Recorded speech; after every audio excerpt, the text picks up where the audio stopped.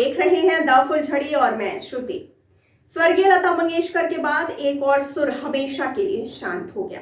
मशहूर संगीतकार और गायक बप्पी लहरी का निधन हो गया। वे 69 साल के थे। लोग इस बात से काफी ज्यादा हैरान हैं कि आखिर उनका निधन हुआ कैसे। क्या वो किसी बीमारी से ग्रसित थे? तो यहाँ ये जानना जरूरी हो जाता है कि बप्पी लहरी ऑब्स्ट्रक्टिव स्लीप एपेनिया नाम की बीमारी से पीड़ित थे। जी हाँ, इसी बीमारी की वजह से उनका निधन हो गया। लेकिन शायद आप इस बीमारी के बारे में नहीं जानते होंगे, तो चलिए हम आपको इस बीमारी के बारे में विस्तार से बताते हैं।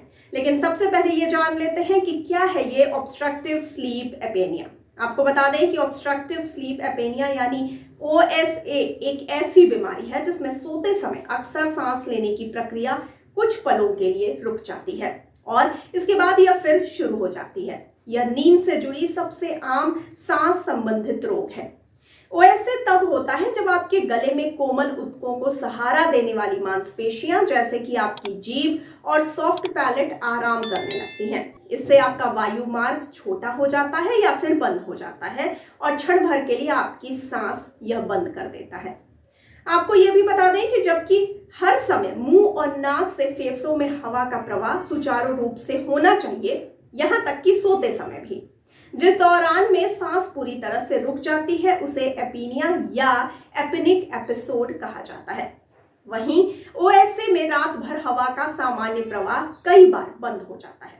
OSA उम्रदराज पुरुषों में सबसे ज्यादा देखा जाता है, लेकिन यह बच्चों सहित किसी को भी प्रभावित कर सकता है।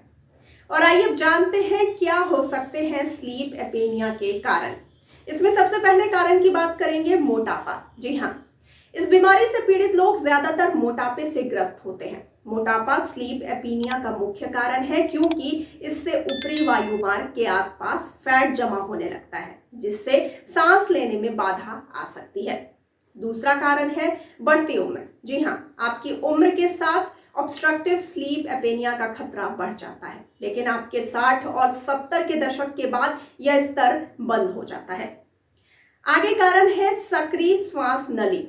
हो सकता है कि बचपन से ही आपकी श्वास नली सक्रिय रही हो या फिर टॉन्सिल के बढ़ने की वजह से आपकी श्वास नली का रास्ता बाधित हो गया हो। इस कारण भी यह बीमारी हो सकती है।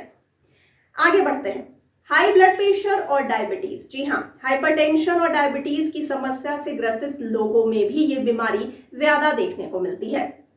धूम्रपान। जी हाँ, धूम्रपान करने वालों में भी स्लीप एपेनिया होने का खतरा ज्यादा होता है। अगर परिवार में किसी को पहले ही स्लीप एपेनिया की बीमारी रही हो तो आपको भी इसके होने की संभावना ज्यादा है। महिलाओं की तुलना में पुरुषों को स्लीप एपेनिया की बीमारी ज्यादा होती है। वहीं महिलाओं में मेनोपॉज के बाद ये समस्या देखने को मिलती है। आगे एक और कारण हम आपको बताते हैं, अस्थमा। जी हाँ, कई रिसर्च में अस्थमा की बीमारी और ऑब्स्ट्रक्टिव स्लीप एपेनिया के बीच भी संबंध पाया गया है। और आइए अब जानते हैं कि कब है आपको डॉक्टर को दिखाने की जरूरत। जी हाँ, आपको जानकारी के लिए बताते चलें कि दूसरों की नींद में खलल डालने के लिए जोर से खर्राटे लेना, हांफते या घुटते हुए जागना, नींद के दौरान आपकी सांस रुकना, दिन में अत्यधिक नींद आना जिसके कारण आपको काम करते समय, टीवी देखते हुए या वाहन चलाते हुए भी नींद आ सकती है, तो इस समय आपको चिकित्सीय सलाह लेने की बहुत जरूरत है। और आइए जानते हैं क्या है इस बीमारी का इलाज।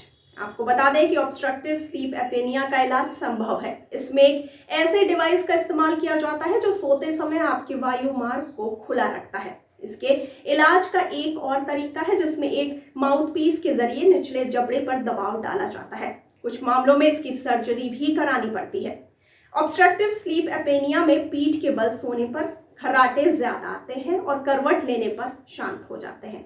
साथ ही इस दौरान आपको खाने पीने पे ज्यादा ध्यान देना चाहिए और अपनी लाइफस्टाइल भी मेंटेन करना चाहिए। आशा है कि आपको ये जानकारी आपके काम आएगी। आपको क्या लगता है? अपनी प्रतिक्रिया हम तक जरूर पहुंचाइए कमेंट बॉक्स में कमेंट करके, और साथ ही साथ हमारे चैनल को लाइक, सब्सक्राइब और शेयर करना बिल्कुल ना भूलिए। और मुझे दीजिए इजाजत, लेकिन आप बने रहिए द फुलझड़ी के साथ। धन्यवाद।